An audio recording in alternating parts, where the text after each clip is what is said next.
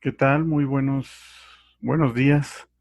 Son las 2:10 de la mañana y esperamos estar platicando un ratito de lo que tanto nos gusta, ¿no? De lo que es la arquitectura, la historia y todo en derredor de nuestro patrimonio cultural zacatecano. Esta ocasión hablaremos de un tema muy en especial que es el color en la arquitectura, el empleo de esos magníficos tonos, a veces brillantes, a veces opacos, pero que sin duda cuando van de la mano de la arquitectura y de las otras bellas artes, pues crean obras muy importantes, muy del deleite de todos nosotros.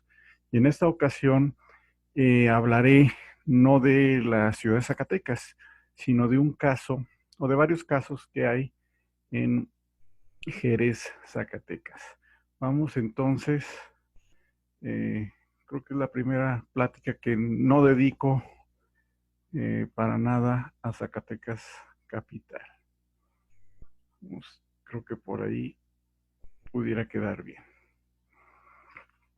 Bueno, esta charla la di hace unos 5 años, gracias a la invitación de la Casa de Cultura de Jerez y con apoyo también del buen amigo Bernardo del Hoyo y de otros compañeros más que hemos venido haciendo un trabajo de rescate iconográfico, varios trabajos de restauración en Jerez, además de otros sitios del estado, pero que nos llevan a entender el manejo del color y de otras expresiones artísticas dentro del ámbito de la arquitectura. Entonces vamos a iniciar esta charla. Vamos a aprender en puntero. Y para empezar nos vamos a ir hasta Grecia. Vamos eh, a observar ese magnífico monumento, el Partenón de Atenas, el templo principal de los griegos. Y pues voy a empezar hablando un poquito de una generalidad de patrones que se siguen en todas las culturas. Y el primero, obviamente, es que eh, en todas las civilizaciones, en todo el mundo, Japón, China, Grecia, Egipto, México, Tenochtitlan, todas las culturas que ustedes imaginen, va a haber una intención de dedicar todo lo mejor a los dioses, todo lo mejor a generar templos para honrarlos. Eh, entonces, de esta manera, vamos a lograr que lo mejor de las artes, de las bellas artes, como la música, la arquitectura, la danza, la pintura, la escultura, todo lo mejor de eso, de estas expresiones, sea dirigida o enfocada en la construcción de estos espacios religiosos y en los mismos ritos, ¿no? Entonces, partimos de este ejemplo, la piedra clave de la civilización occidental, el Partenón de Atenas, Grecia, para tocar el tema de la pintura. Este es el estado actual. Bueno, quizá ya está un poco más avanzado los trabajos de restauración, pero lo que estamos viendo aquí es el trabajo primeramente de arquitectura, constructivo, en segundo lugar el trabajo de escultura, que es la talla de esas columnas, y hasta ahí. Vemos también algo de música, si pensamos el manejo del tiempo, del espacio, de los sonidos, la alternancia, el ritmo, esa musicalidad que se imprime a los monumentos. Y pues todo esto lo logra la arquitectura. La arquitectura es la reina de las bellas artes, Habrá quien diga que, un músico dirá que es la música, un literato dirá que es la literatura, yo digo que es la arquitectura, eh, porque se encarga de integrar a todas las demás bellas artes para crear espacios solemnes, espacios dedicados a la plena convivencia humana o bien todo lo contrario, pero se vale de las demás expresiones para llegar a su fin, ¿verdad? Por ejemplo, aquí vamos a ver una recreación que se hizo del Partenón en Nashville, Estados Unidos, en Tennessee. Eh, Se supone que es, bueno, es escala 1:1 y se tomaron todas las medidas lo más preciso posible y se creó este Partenón, este monumento, y se recreó también su interior. Sin embargo, hay algo que se dejó un poquito de lado, y es el tema del color. Por ejemplo, aquí vemos, repetimos, cómo el Partenón se vale de la escultura, ¿verdad? Ahí tenemos las columnas labradas en mármol, vemos las metopas, vemos los centauros labrados en alto relieve, vemos el frontón con esa historia de Atenea, ¿verdad? Ahí también labrada en escultura, una escultura con mucho movimiento, un conjunto escultórico con mucho movimiento, además que también en el interior estaba así decorado, ¿verdad? Entonces estamos hablando de elementos escultóricos apegados a una estructura arquitectónica que está tratando de honrar, en este caso, a Palas Ateneas. Y decíamos, ¿dónde está la pintura? Quizá ustedes ven aquí un poco resaltadas esas esculturas porque tienen un fondo rojo, rojizo, pero en realidad la recreación se hizo muy tímida, muy también a la concepción de belleza más actual, donde los tonos, o más también eh, norteamericana, donde son tonos blancos, tonos beige, tonos muy bajitos, ¿no? Esta es una recreación por computadora que ya dieron por terminada, sin embargo, falta el tono del color, ¿no? Y ahora vamos a ver lo siguiente, justamente en el frontón, aquí en el tímpano, vamos a hacer un acercamiento. Bueno, se pixeló un poco, pero se ve clara la intención de la escultura. Vean cómo gracias también a la tecnología, a la luz ultravioleta, al rayo láser, se han encontrado los colores que tenía esta edificación, sobre todo en esa parte. Vean. Increíblemente así estaba decorado el Partenón de Atenas. Eran colores muy brillantes, muy vivos, pero que además le dotaban de una... eh, le ayudaban a destacarse en el medio, ¿no? Además que seguramente los colores tenían algún significado, alguna intención simbólica, ¿verdad?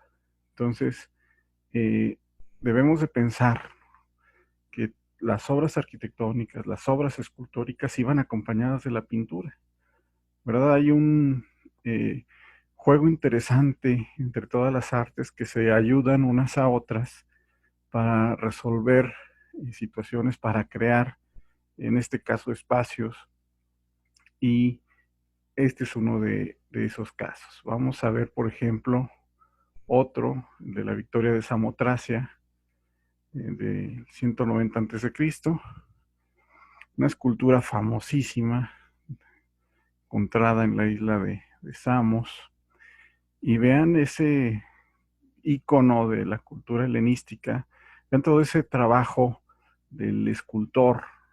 Aquí no estamos hablando de arquitectura, la arquitectura ya la vimos con el Partenón, ¿no?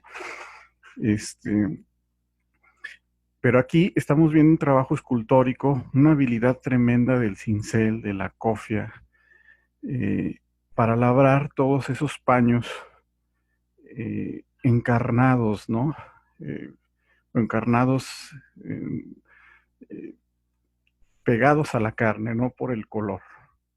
Cuando uno lee los inventarios de un santo con una túnica encarnada, en el siglo XVIII, pues quiere decir una túnica roja, ¿no? Color de grana. Y aquí vemos esa suavidad de la tela.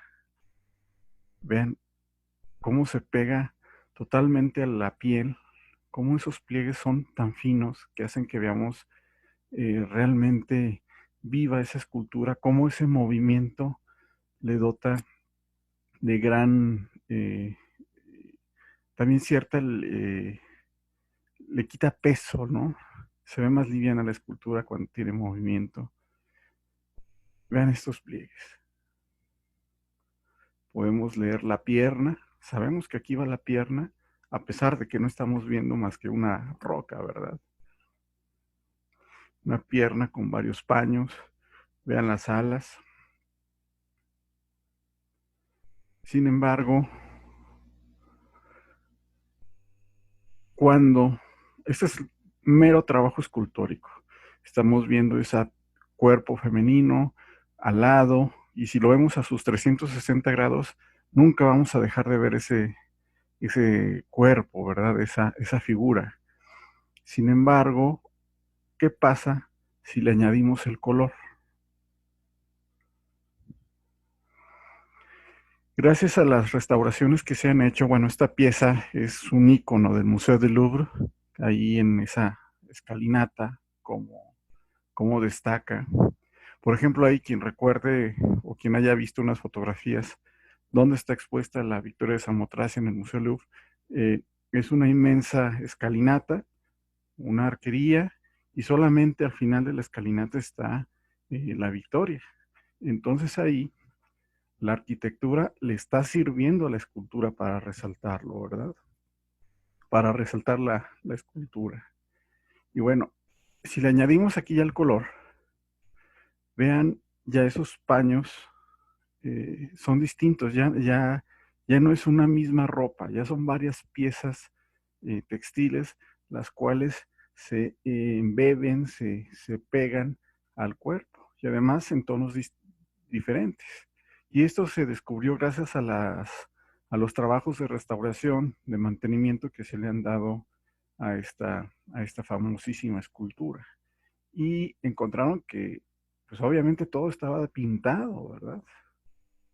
Vean, esta es de frente. Vean cómo, les digo, ya la escultura tuvo que recurrir a la pintura para darle todavía más realismo. ¿Qué pasa? Obviamente el tiempo las desvistió del color. Obviamente también ya en el siglo XIX hubo un movimiento estético impulsado por los eh, ingleses y algunos norteamericanos por empezar a desvestir estas esculturas del color, quitarles el color también a los monumentos, y eso se propagó por todo el mundo, de tal manera que empezamos a ver como bello el material, la piedra, el blanco del mármol, en el caso de Zacatecas, por ejemplo, la cantera, ¿no? Ahorita es un pecado eh, pintarla, ese color rosa, ¿no? Tan bello de nuestra piedra. Sin embargo, antes también se pintaba, y eso es motivado por las distintas concepciones estéticas. Ahora hay un divorcio en las artes. Ya desafortunadamente hay pocas obras exitosas donde se combinen estos elementos de la pintura, la música, la escultura en una pieza arquitectónica. Pero bueno, ya me estoy saliendo del tema. Vean cómo decimos el color ayuda a entender mejor la escultura. Ahora, imaginemos en aquel momento, seguramente estos colores tenían un significado, tenían un simbolismo, ¿verdad? Quizá ese color verdecito lo relacionaban con la riqueza, con valores éticos, morales, no lo sé, no lo sabemos, pero es un hecho de que la pintura sobre la escultura ayudaba, además de darle más realismo, como habíamos comentado, ayudaba a darle más significado y hacerla más social, que es algo que también en las artes se ha ido perdiendo. Un ejemplo maravilloso de cómo la arquitectura crea espacio. Esta es una capilla con sus muros, sus ventanas, sus bóvedas pintadas de una manera muy sencilla. Imaginemos todo esto pintado de blanco. Ahí lo que estaría hablando solamente es la arquitectura, un espacio delimitado por sus líneas, por sus verticales y un techo abovedado, un espacio limpio, donde solamente es posible recorrerlo, eh, sentirlo con el caminar, ¿verdad?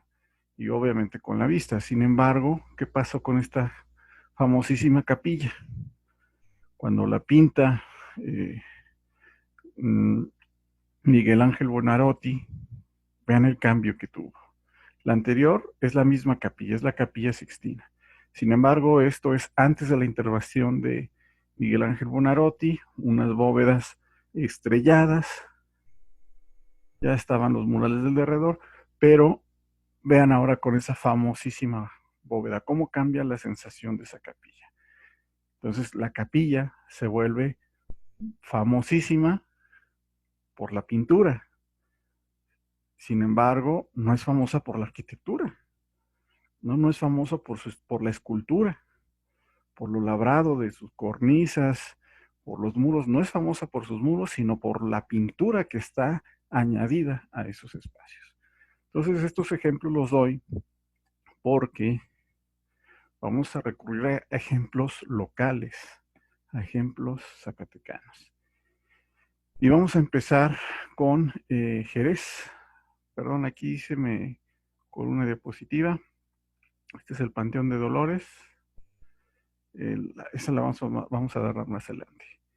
Esta fotografía es del interior de una casa, me parece que está en la calle del Espejo. Es una foto de los 70s, 80s, ya color, y vean ustedes algo muy interesante. Un típico zaguán de casa jerezana, también zacatecana. Eh, Vean el arco, un arco muy amplio, su columna. Vean estas pilastras, cómo arranca este arco trilobulado. Es bien interesante, tiene tres arcos ese acceso. El arco conopial, el arco trilobulado y el arco pinjante, tres en uno. Y además de eso está decorado con pintura.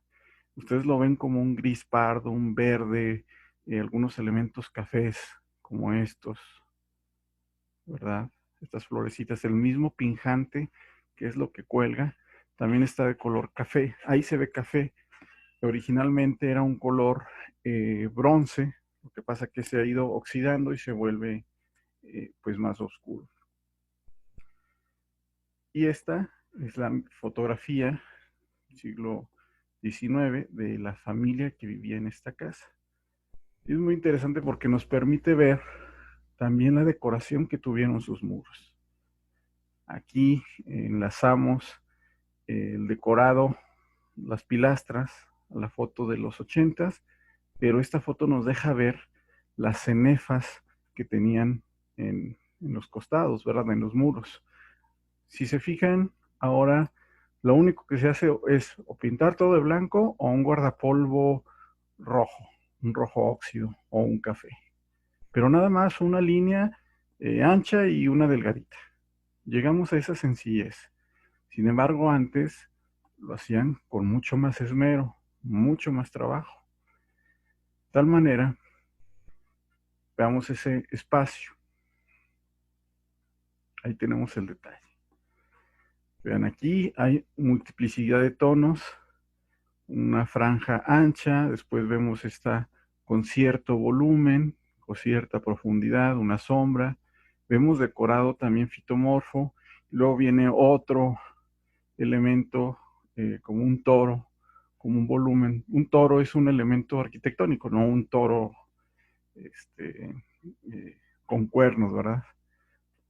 Para quienes no están tan familiarizados con esos términos arquitectónicos.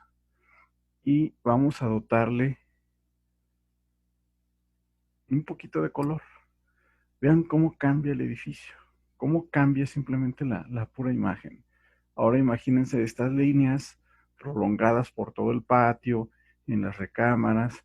Además, para la época de esta casa, que es época porfiriana, se estilaba que cada habitación de la casa tuviera una decoración diferente.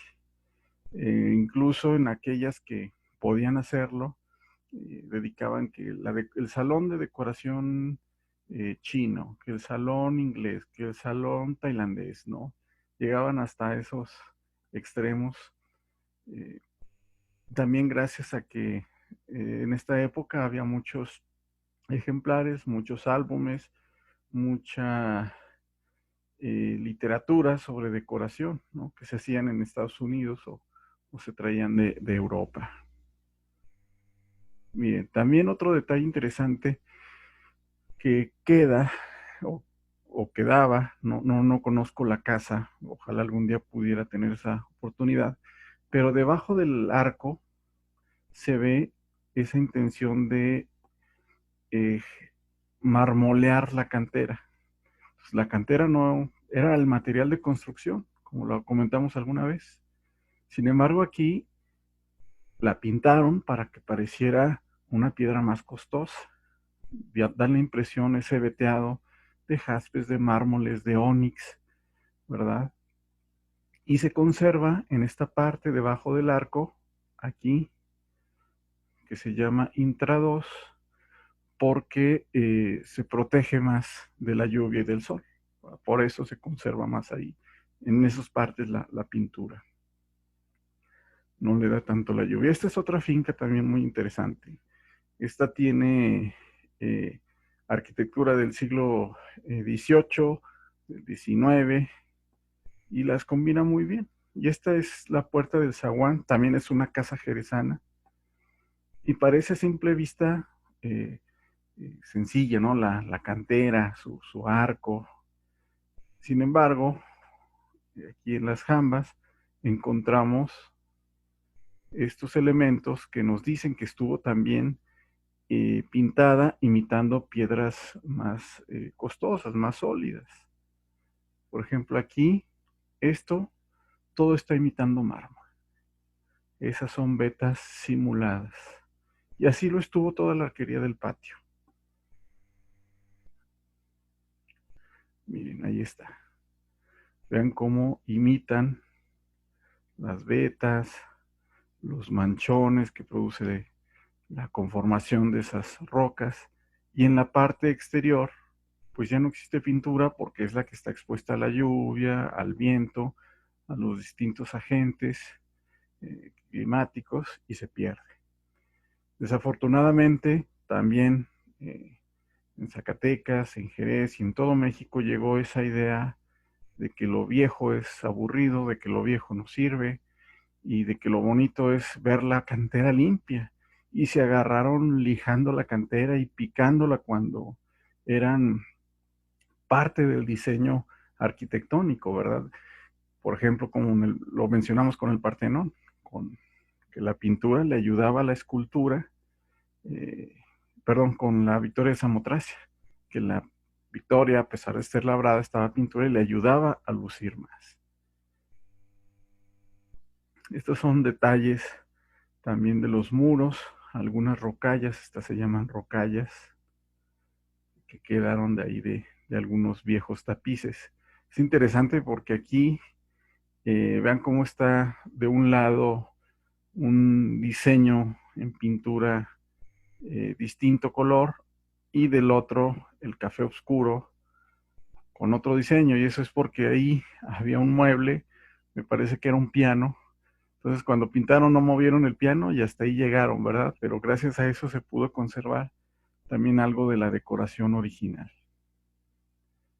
Y por ejemplo, estos tapices, les decía, venían en álbumes que se pedían por catálogo a Europa o llegaban a las famosas ferreterías, mercerías, como a La Palma en Zacatecas, El Globo, el Correo de México, varias tiendas de ese tipo, las fábricas de Francia. Llegaban los álbumes de decoración donde te vendían el papel tapiz, las alfombras, los cielos rasos, y se pedían por metro lineal, por metro cuadrado, ¿no? Ya llegaban y se instalaban. Y había casos muy especiales, como los tenemos ya localizados en Zacatecas y en Jerez, donde pues era difícil también, no todos tienen acceso a comprar esos tapices bellísimos, ¿verdad? Porque hay unos tapices en casas zacatecanas preciosos, que incluso tienen un poquito de oro para resaltar ciertas formas. Bueno, había casos en que había pintores extremadamente hábiles y generaban sus plantillas y con pintura lacal o temple o óleo hacían, daban la apariencia de esos tapices caros, ¿verdad? Y este es uno de ellos. Vean esos tonos oscuros, marrones, no tan encendidos, esos son también muy del porfiriato. Eh, Años antes, durante la intervención francesa, los colores van a ser un poco más vivos, unos azules, unos rosas y blancos.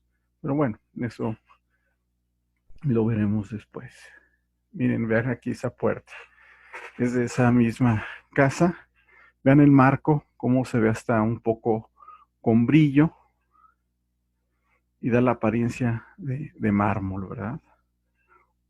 Un mármol color miel, un mármol moreno.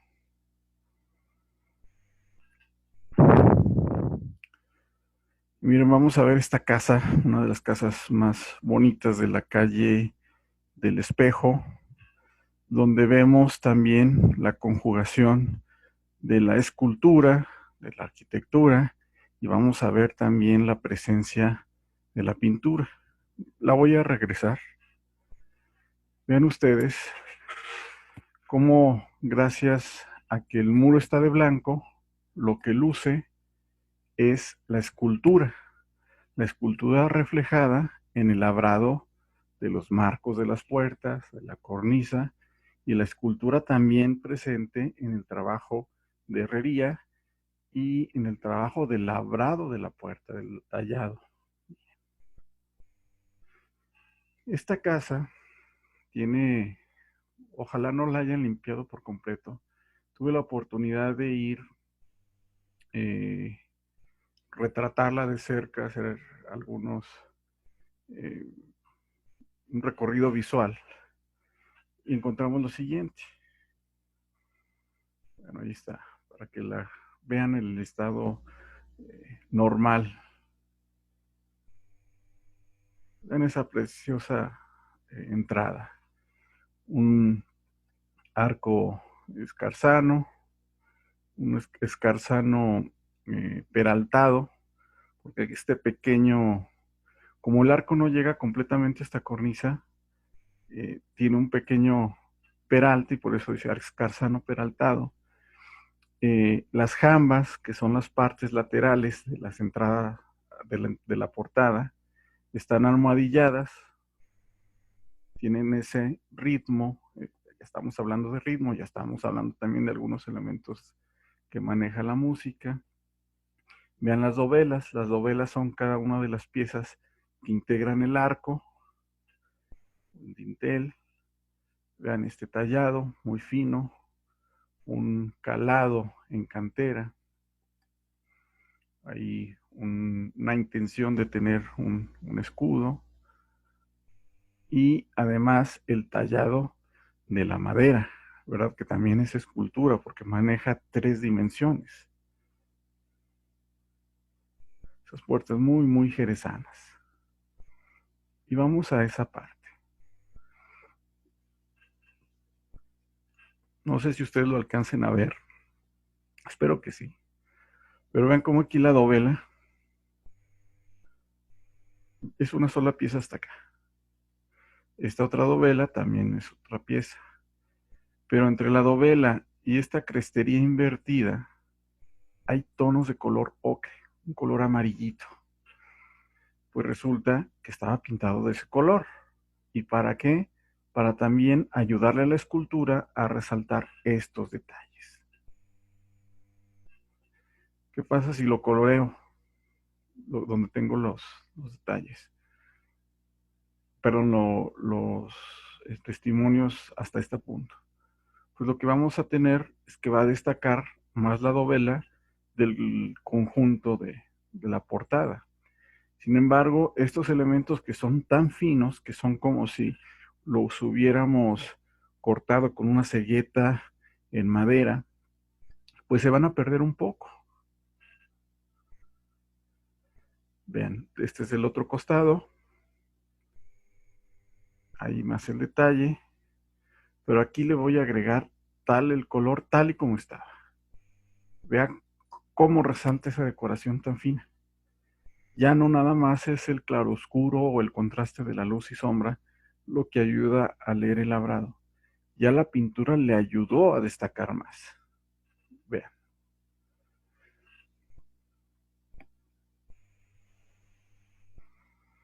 Saltó.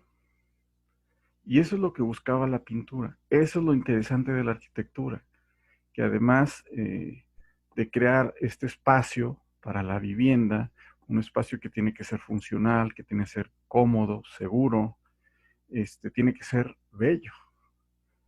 Y para ser bello se auxilia de la escultura, entonces crea elementos decorativos, se auxilia de la pintura para resaltar ciertos detalles y obviamente en algunos casos de la literatura, si es que la portada quiere lanzar algún mensaje, como en los templos, ¿verdad? Que hay una narración, un mensaje a través de su distinta iconografía, a partir de sus distintos símbolos, de sus santos y de la ubicación de estos. Bueno, vean cómo ese sencillo toque de pintura le da otro carácter a la puerta. Vamos ahora a quitarlo. Vean cómo se pierde ya el ritmo de las dovelas de esta parte. ¿Por qué? Porque tiene el mismo tono de fondo. Vamos a ponérselo. Ya hay más movimiento. Vamos a retirarlo. Se vuelve un poco pálido, ¿no? Vamos a ver una de las portadas laterales. La herrería es fabulosa, tiene mucha armonía, mucho ritmo, y esos toques plateados acentúan ciertos puntos, ¿verdad? Que no es una herrería aburrida, monocromática. Y esta portada también tiene sus jambas almohadilladas, rectangulares. Vean también cómo estos remates, proceden, de hecho, estos elementos proceden del arquitectónicos, escultóricos, proceden del Partenón. Estos elementos los tenía el Partenón en sus orillas, se llaman acróteras. Y vamos justamente ahí. Vean, tenemos una especie de, para hacerlo más entendible, como una conchita, ¿verdad? Se llama acróteras porque están en lo alto. Vamos dándole color. Vean cómo destaca. Fíjense cuando pasen por esta calle, digo, ojalá todavía lo conserven porque luego limpian con agua a presión y quitan todos los testimonios.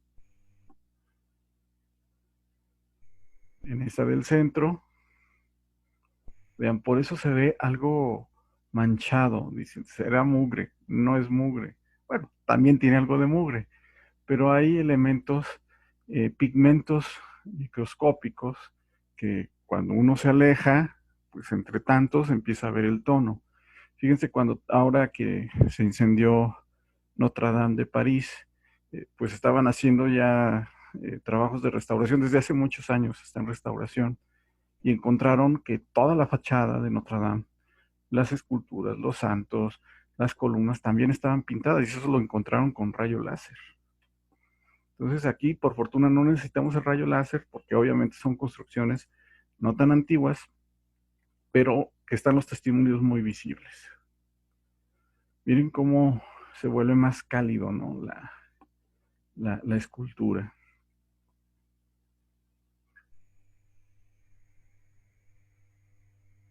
Ahí ya los árboles nos impiden ver por completo la fachada. Y esta es una foto que me proporcionó Bernardo del Hoyo cuando estuve haciendo todo el proyecto de investigación para recuperar el color de las fachadas. Ojalá algún día haya la oportunidad de presentarlo.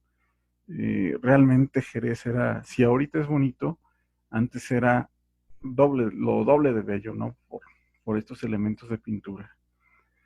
Casi todas sus fincas estaban decoradas con elementos como cenefas, como altos relieves, bajos relieves, y lo padre que había esa eh, armonía entre la calle, los empedrados, la arborización de las calles y las fachadas. Y bueno, aquí en esta calle del Espejo estamos viendo esta misma finca, nada más que por la perspectiva la vamos a ver un poco más sesgada. Y vean esto, ahí tenemos esa finca, vamos a acercarnos. Vean cómo vemos aquí muy marcado el juego de dovelas, porque aquí estaba pintada. Vean la cenefa pintada a la altura que iba. Vemos unos espejos, así se le llaman en decoración, una arquitectura. Vamos a acercarnos un poquito más y a distorsionarla y ver estas placas simuladas de mármol. Entonces, por fortuna, cuando yo pasé, estaba un poco descascarada y se alcanza a ver, bueno, alcancé a ver todavía el patrón de colores. Ojalá, insisto, ojalá todavía se conserve el aplanado. Entonces, partiendo de la fotografía blanco y negro y sabiendo de qué tono iba en qué área, pues podemos pasar todo a una escala de grises, a una gama general y pasar, reflejar esas gamas de grises a los tonos que encontramos. Esta es la fachada completa como si no hubiera árbol. Bueno, quité los árboles. Ahora vamos a añadirle esa decoración que vimos en la fotografía. Y que les repito, encontramos algunos testimonios debajo de la pintura. Vean cómo ya la escultura, es decir, lo que está labrado en cantera, se adhiere, se mimetiza, se integra, mejor dicho, a un solo elemento. Con la casa en blanco, lo que destaca son las portadas. Punto.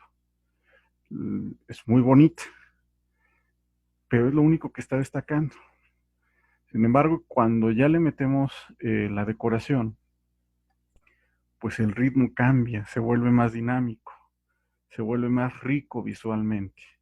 Y esto es solamente a escala de grises, ¿verdad? Vean cómo ya los espacios, los paramentos, ya son ocupados por más elementos visuales.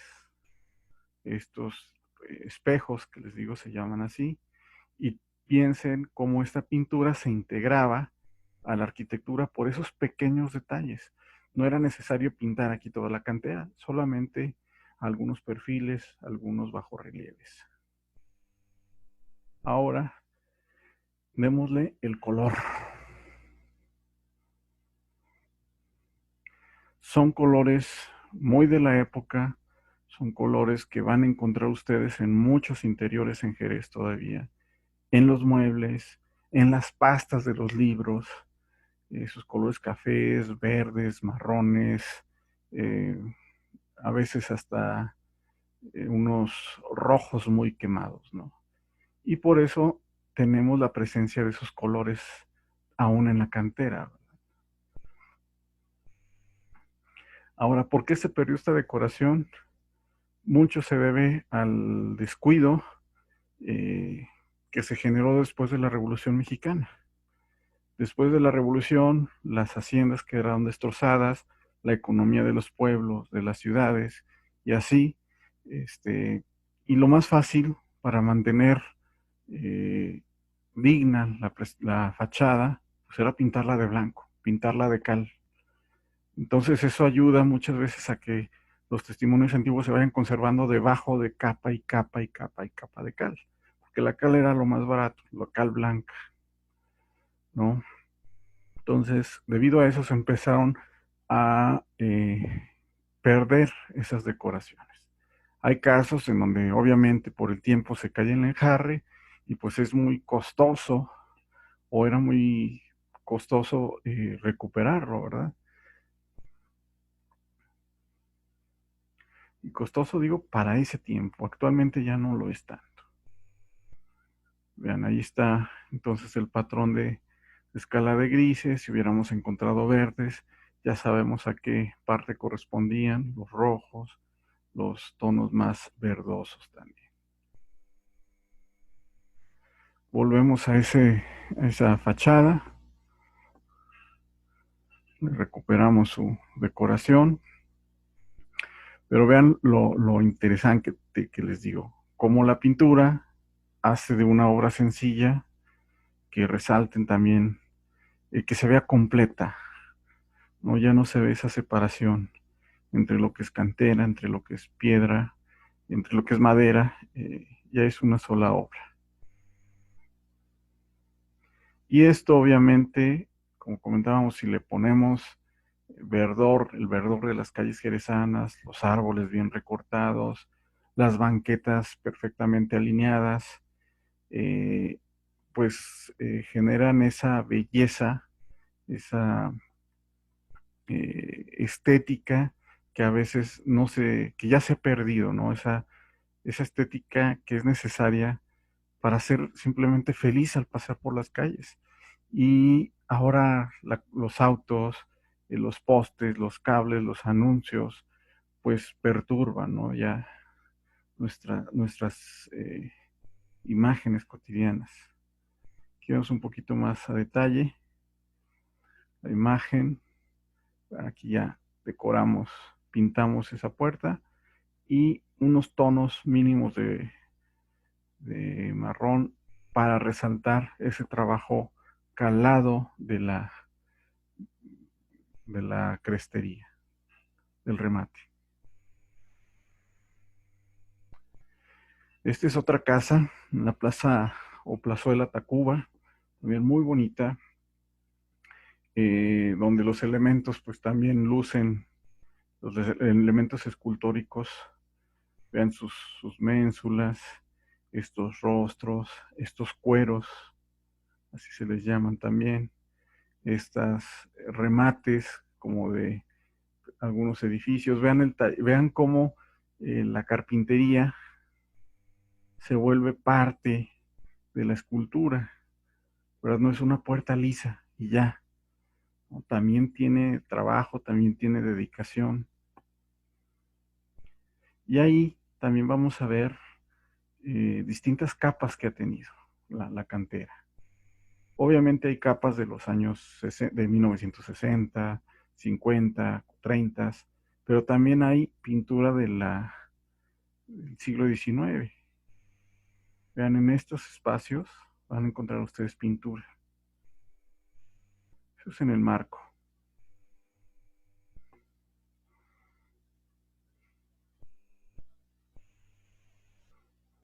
Vean, cómo se ve aquí amarillo y cómo aquí se ve más ocre, más café.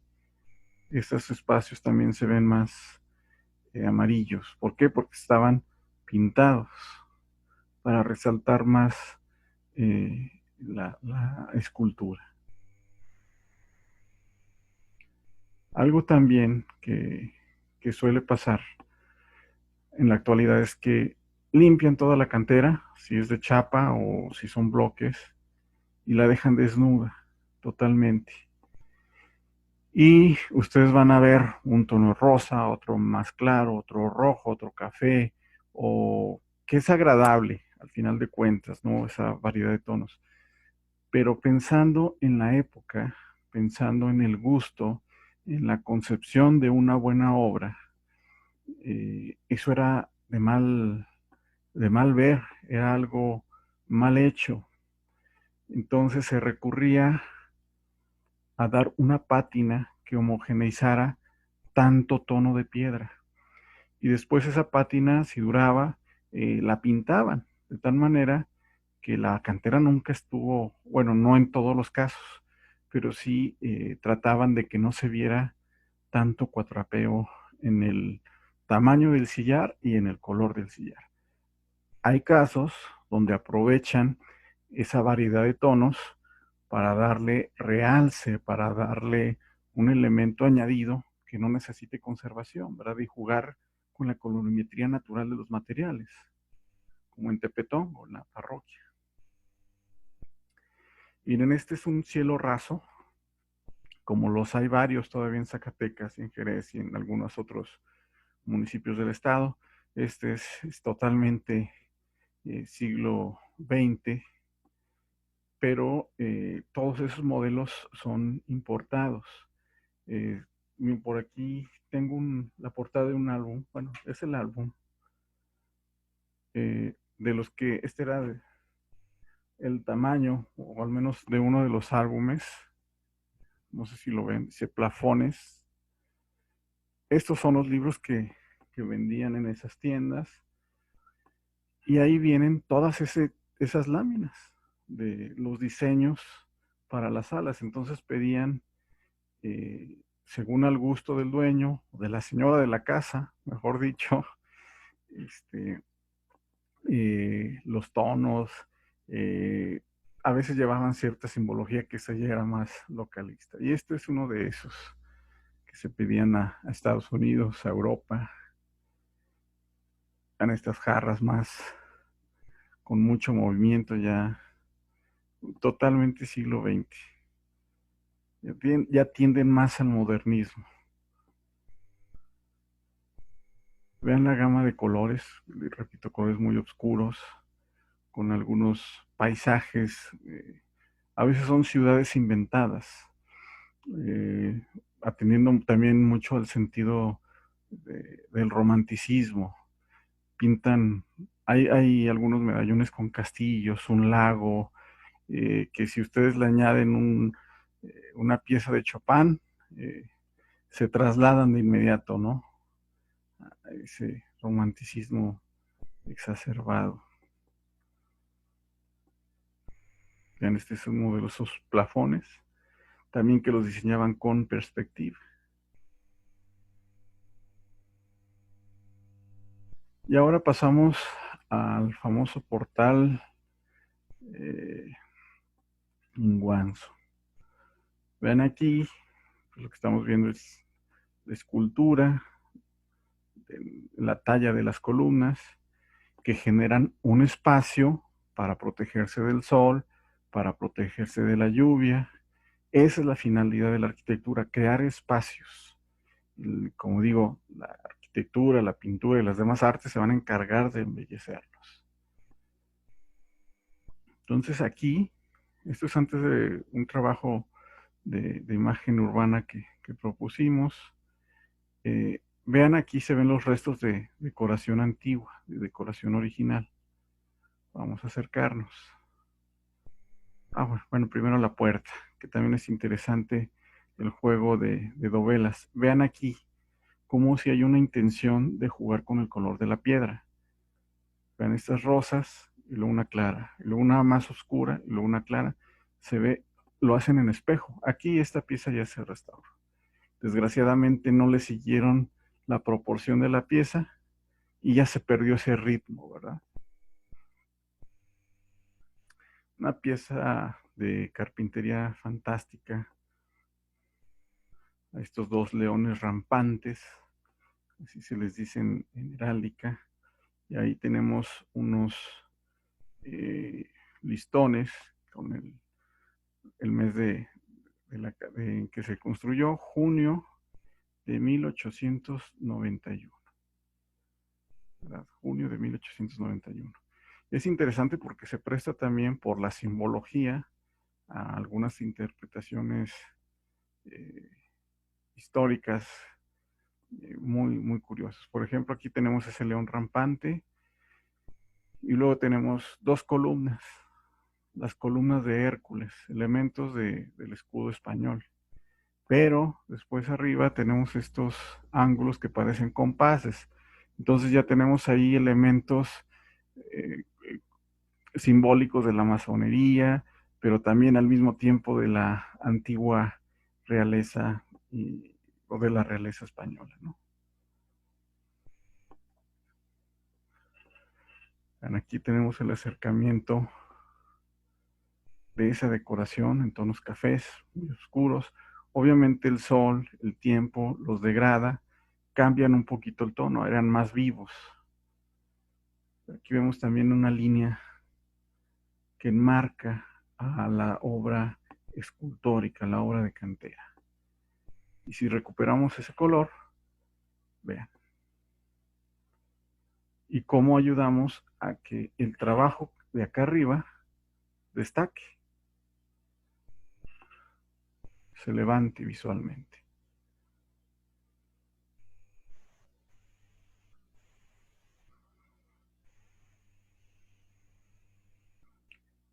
Aquí justamente iba la diapositiva que se me fue, del Panteón de Dolores, un espacio lleno de arte, lleno de escultura y de historia, por supuesto. Y este es un mausoleo que está entrando a mano izquierda de la familia Brillanti. Y ahorita lo vemos, vean, vemos el trabajo escultórico, obviamente el arquitectónico, el que busca dar realce, el que busca dar protección, el que busca dar también ese lugar para descansar en paz, ¿verdad? Y para decir, la familia que aquí está fue importante. Vean este arco eh, pinjante, cómo tiene elementos de rasgos arquitectónicos de la arquitectura funeraria grecorromana. Vean lo interesante del tamaño de la piedra clave. Sin embargo, si nos acercamos, vamos a notar algo, que es el color. Este mausoleo también tenía pintura, también tenía color. Vean, aquí se ve el tono rosa, se ven los brochazos de esa pátina que decimos a veces se da para emparejar tonos. Y además, perdón, vean, aquí se ve un color verde, azul verde, acá también. Entonces seguramente las hojas de canto, como son vegetales, las pintaban de verde, igual que estas hojas de laurel. Y aprovechando la riqueza de la veta, lo bello de esa piedra, pues la ponen para generar ahí la placa, la lápida, ¿verdad? Ven y justamente estos efectos son los que buscaban representar en la piedra por medio de la pintura. ¿Qué técnicas? Pintura a la cal, pintura al temple, pintura al óleo y otros secretos que tenían ya los pintores. Por ejemplo, Manuel Pastrana, pintor muy famoso en Zacatecas, tenía sus propias combinaciones para generar colores, sus propias fórmulas, ¿no? Y así cada pintor eran sus secretos. No, antes la pintura pues no era tan comercial como lo es hoy. Aquí está la foto del Panteón de Dolores. Vean cómo están marcados los sillares. Y estos no son bloques de cemento o de cantera, no es chapa de cantera. Es en enjarre con todos los sillares pintados y todavía con una decoración antes de llegar a la cornisa. Vean la portada y esto que parece escurrimientos, estos manchones oscuros, pues es pintura porque todo esto, al igual que la portada, estaba pintada semejando un, eh, un mármol rojo, rosa, muy intenso. Vean, por eso no es casual esta parte en la portada principal de la capilla funeraria. Vean, se ve muy manchada.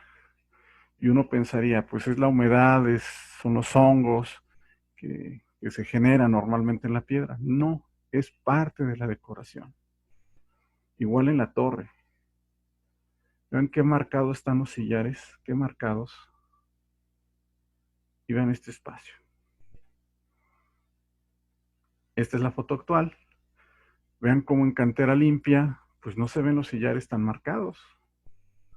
Pero resulta que en el intradós del campanil tenemos restos de pintura. Por eso sabemos de qué tono era el color. Por eso sabemos la intención cromática. Gracias a que se conservó ese pedazo ese tramo de colorimetría.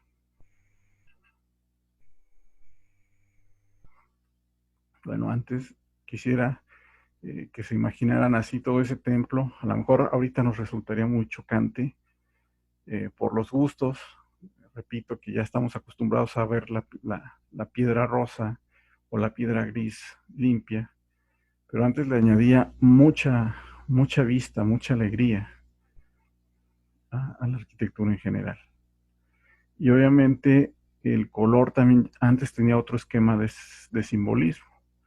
Ahorita ya sabemos que el negro pues obviamente es luto, que el rojo es pasión o varias teorías del color, pero cuando lo enfocamos en ciertos monumentos van a representar o van a incitar otras emociones. Ojalá, fíjense que vi hace poquito que le pusieron un cupulín, quisieron completarla, sin embargo le faltó ahí el tambor, ojalá algún día se corrija. Bueno, este es un dintel, y vean cómo abajo se conserva la pintura. Este es un edificio que es el Museo de Charrería. Este fue antes de la restauración. Tenemos estos remolinos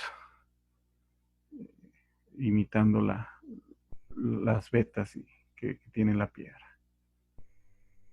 Este es otro dintel, otro remolino. Ven, aquí se ven las pinceladas, las distintas capas de pintura que se le daban para dar esa apariencia.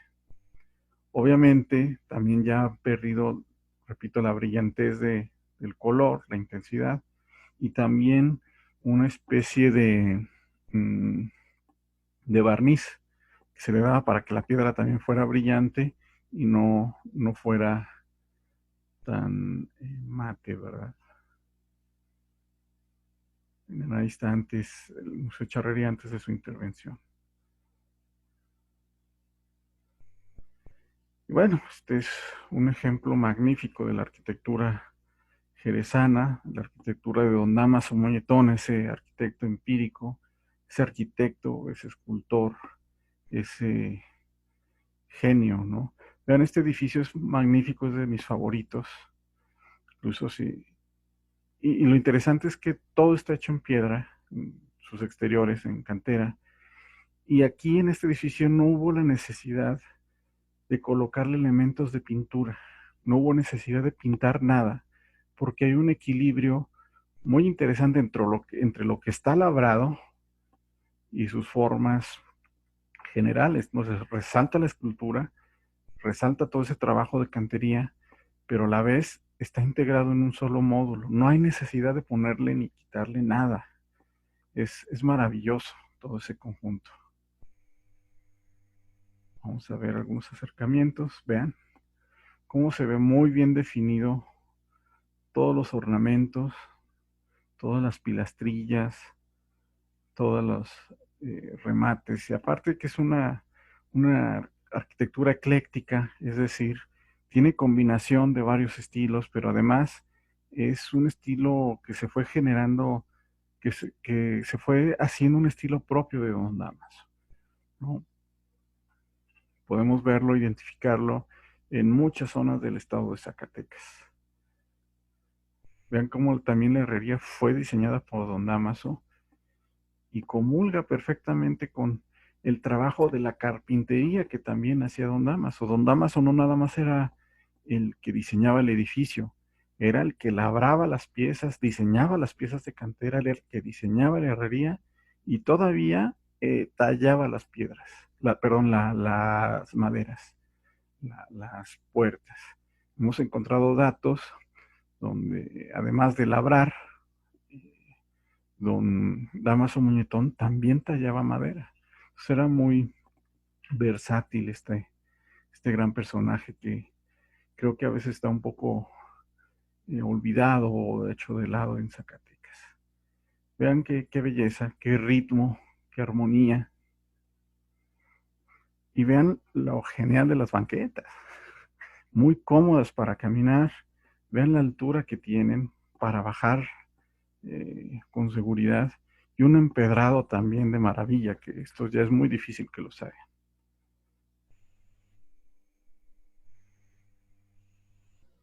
Vean aquí también esos detalles y vean la casa de un costado. Una casa sencilla, una casa eh, que nada más tiene una puerta, pero esa puerta ni siquiera tiene marco de cantera, no tiene escultura. Esa casa nada más es, en la actualidad, bueno, a los modos actuales, lo único que estaría era pues, estar pintado de blanco y un guardapolvo. Sin embargo, aquí vean cómo luce con esa cenefa, con esos elementos decorativos de sencillos, así de sencillos, ya es una casa que no pasa tan desapercibida. Miren, acá está.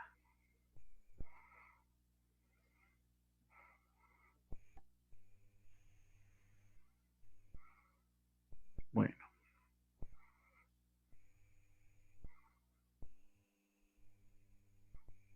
no, sí, sí tiene un pequeño marco, más que está pintado de verde.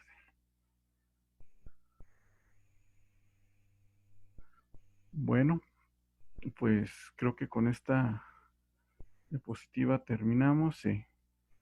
Con esta dejamos un poquito, bueno, ya abarcamos un poquito el tema del color en arquitectura jerezana.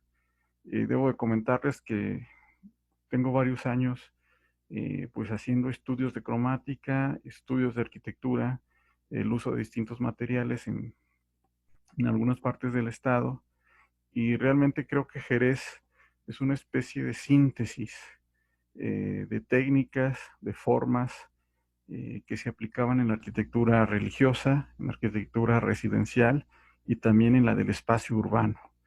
Yo creo que todos coincidimos en que Jerez, sin sus naranjos, sin su jardín, pues eso sería otra cosa totalmente distinta, es parte de la identidad de ese pueblo. Y bueno, esta charla la dejo esperando que quien le guste, quien esté fascinado con este pueblo y con los de cada quien, pues empiece a fijarse en esos pequeños detalles, en esas cornisas, en esas formas de modular la piedra, en esas técnicas constructivas propias de cada región, eh, para ponerlas en valor, si valen la pena rescatarlas, pero al menos que no pasen tan desapercibidas, ¿verdad? Bueno, pues buenos días y pues nos vemos para la próxima. Pues muchas gracias, buenos días. Vamos a terminar.